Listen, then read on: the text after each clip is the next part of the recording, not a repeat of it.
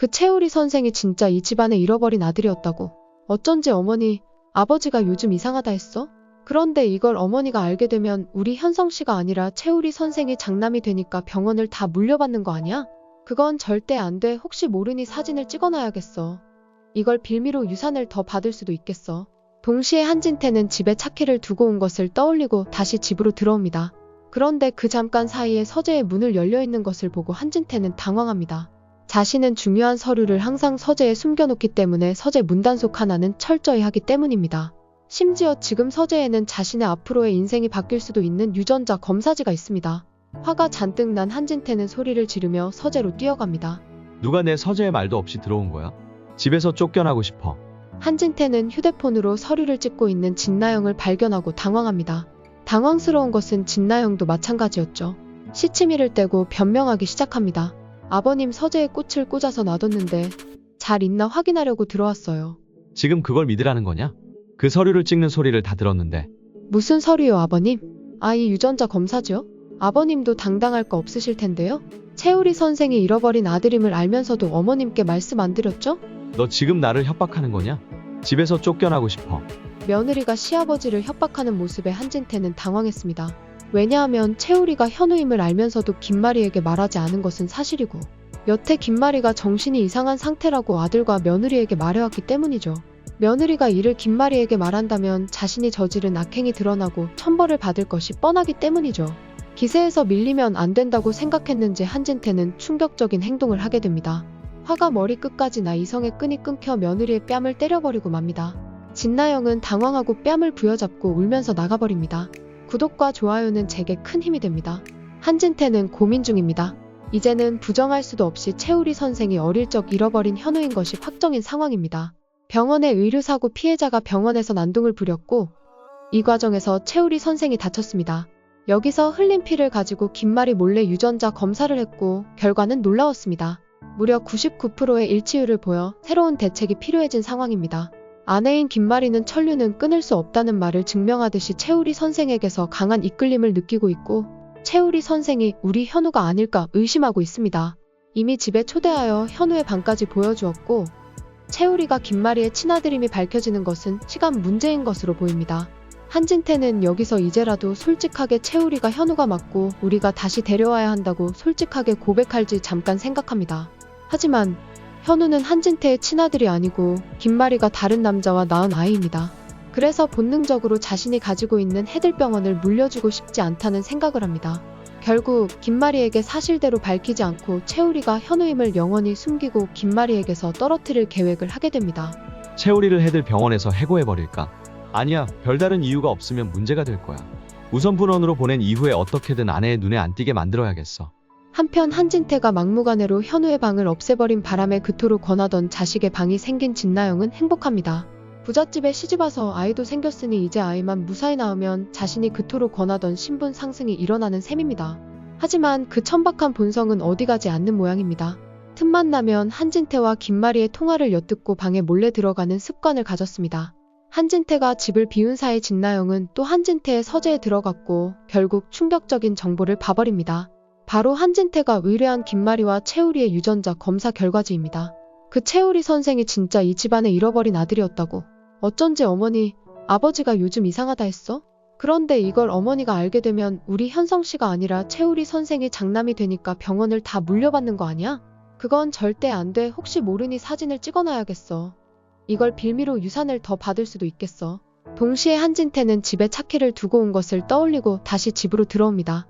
그런데 그 잠깐 사이에 서재의 문을 열려있는 것을 보고 한진태는 당황합니다. 자신은 중요한 서류를 항상 서재에 숨겨놓기 때문에 서재 문단속 하나는 철저히 하기 때문입니다.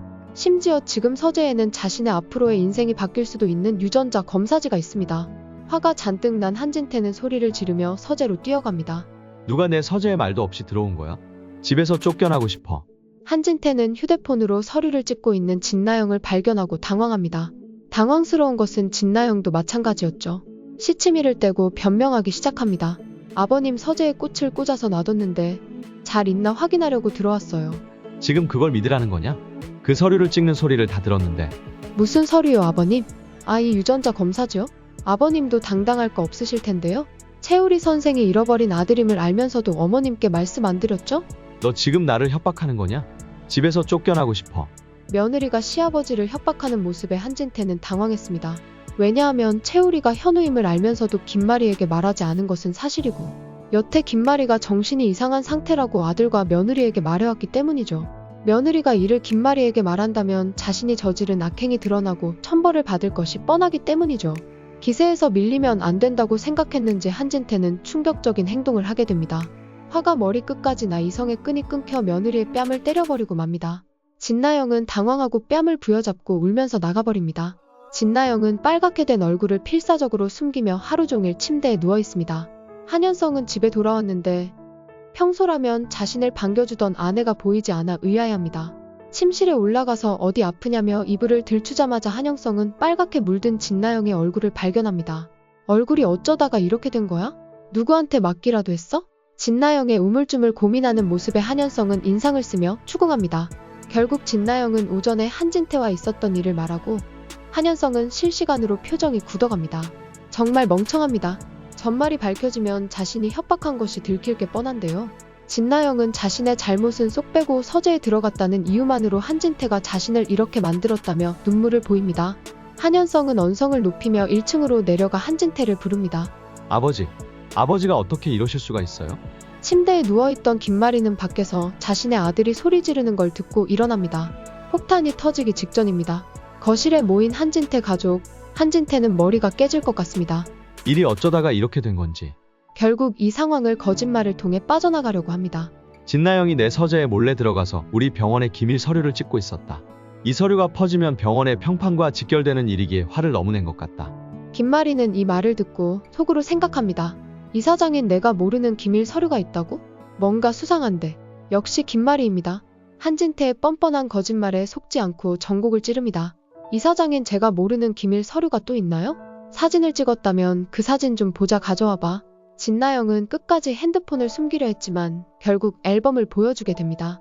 김마리는 채우리와 자신의 유전자 검사지를 발견하고 엄청난 충격을 받습니다. 한진태가 이를 알고 있음에도 자신에게 알리지 않았다는 사실에 화가 머리끝까지 납니다. 하지만 어머니만 가지고 있는 가장 중요한 것이 있습니다. 30년 만에 찾은 자신의 친아들을 보고 싶다는 감정이 더 강합니다. 김마리는 맨발로 집을 뛰쳐나가 당장 마당집으로 향합니다. 자신의 아들 현우를 보기 위해서요. 김마리는 눈물이 가득 고인 채 마당집 문을 두드립니다. 남편 한진태의 배신에 무너진 것 같은 기분이었지만 동시에 잃어버린 아들을 다시 만날 수 있다는 희망의 가슴이 벅차올랐습니다. 문이 열리자 채우리의 모습이 보입니다. 그 순간 김마리는 말문이 막혀 아무 말도 할 수 없었습니다. 그녀의 눈에 비친 채우리는 어린 시절의 현우와 똑같았습니다. 눈물은 끊임없이 흘러내렸고 떨리는 목소리로 간신히 말을 꺼냅니다. 우리 선생님, 아니 현우야. 채우리는 김마리가 왜 이렇게 울고 있는지 이해하지 못했지만 그 말 한마디에 그의 가슴도 이상하게 뛰기 시작했습니다. 마치 오래된 기억의 조각들이 그의 마음속에서 깨어나는 듯한 느낌이었습니다. 김마리는 채우리를 꼭 끌어안으며 흐느꼈습니다. 미안해, 현우야. 엄마가 너를 찾지 못해서 이렇게 오랜 시간이 걸렸어. 채우리는 자신도 모르게 김마리의 등을 쓰다듬으며 위로했습니다. 괜찮아요, 어머니. 그 말을 하자마자 그는 깜짝 놀랐습니다. 왜냐하면 자신도 모르게 어머니라고 부른 것입니다. 그 순간 그의 마음속 깊은 곳에서 잊고 있던 기억들이 하나씩 떠오르기 시작했습니다. 어린 시절, 어머니와 함께 놀던 기억, 아버지와 함께 보낸 시간들, 모든 것이 선명하게 떠올랐습니다. 그는 김마리를 꼭 끌어안으며 눈물을 흘렸습니다. 어머니, 보고 싶었어요. 끝까지 시청해주셔서 감사합니다. 구독과 좋아요는 제게 큰 힘이 됩니다. 줄거리를 바탕으로 예상하여 각색한 내용입니다. 본 방송과는 차이가 있을 수 있습니다.